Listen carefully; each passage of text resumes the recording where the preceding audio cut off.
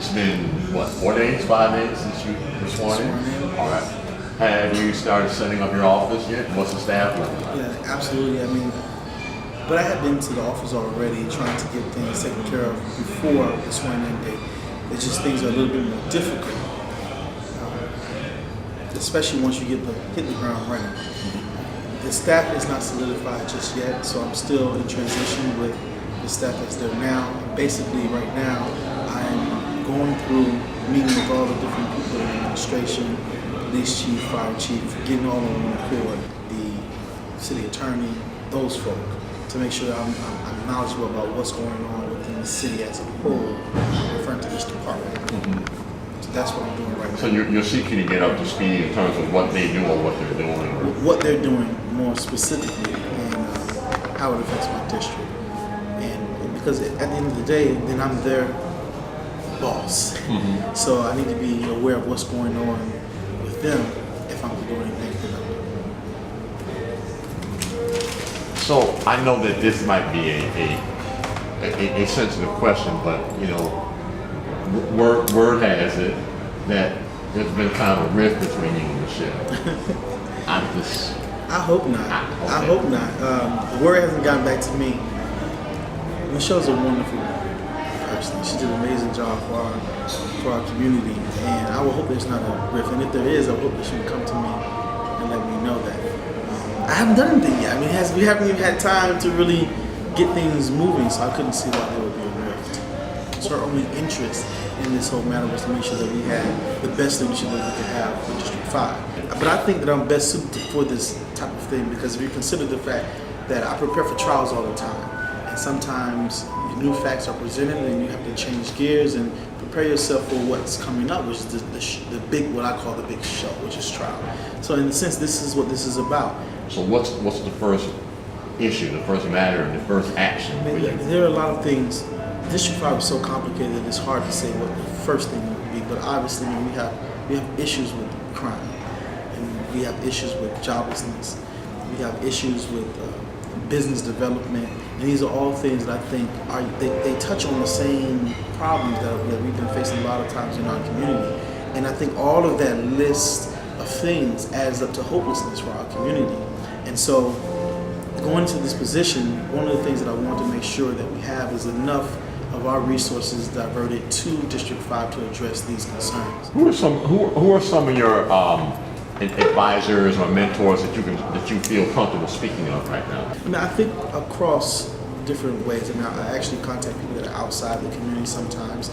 But when I think about, for instance, Orlando Prescott, Judge Prescott, he's someone that I consider to be very knowledgeable about different issues. He was a former prosecutor.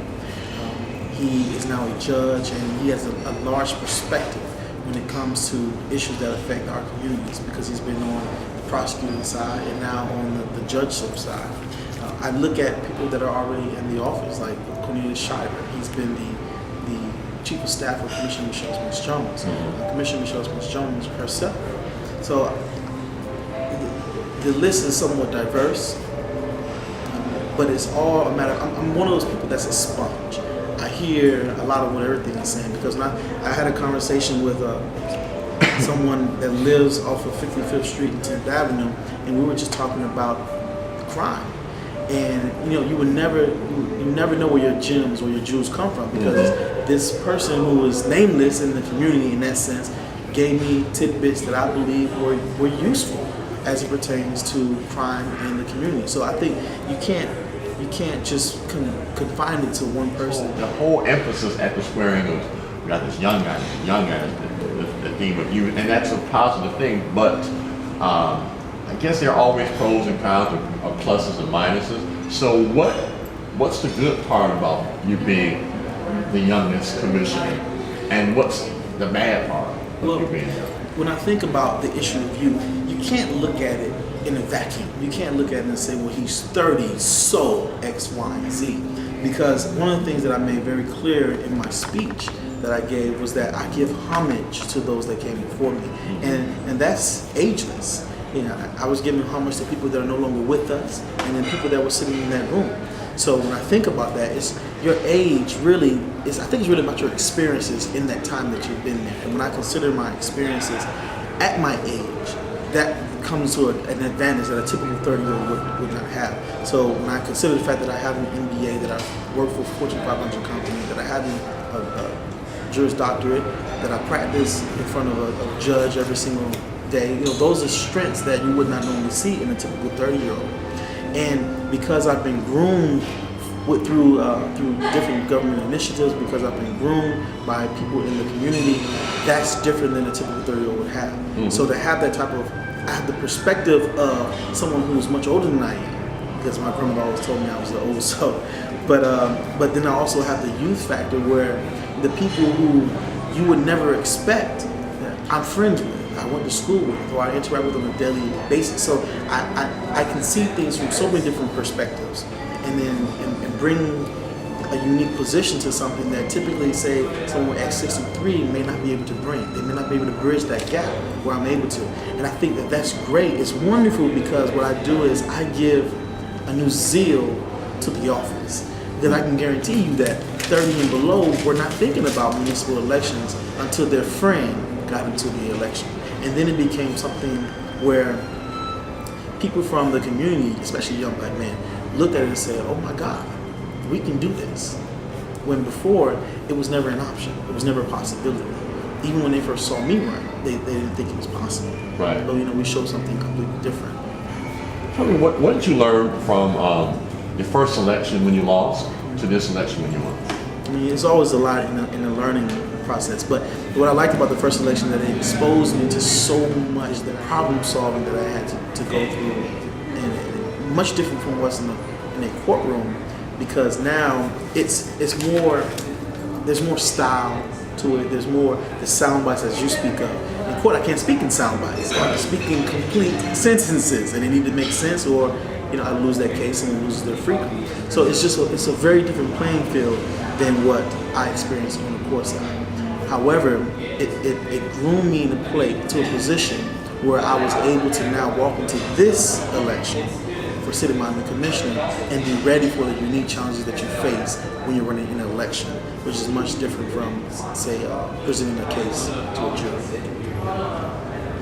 As a recent transplant to Miami is the lack of a black voice. I find Miami to be, of all the cities I've ever been in, its black voice is very much silenced, and there's a real battle against other cultures. How do you help to develop a more potent black community, a stronger black voice? The city of Miami is just one of those places where we are the minority, black, elected officials and the black educated, and I think in the city of Miami. And so with that being said, So you would say blacks in general, we are a minority across the board, right? I think we are a minority. When we think about the Spanish population, they're a minority, but they're the majority or minority majority, however you want to place that, in the city of Miami.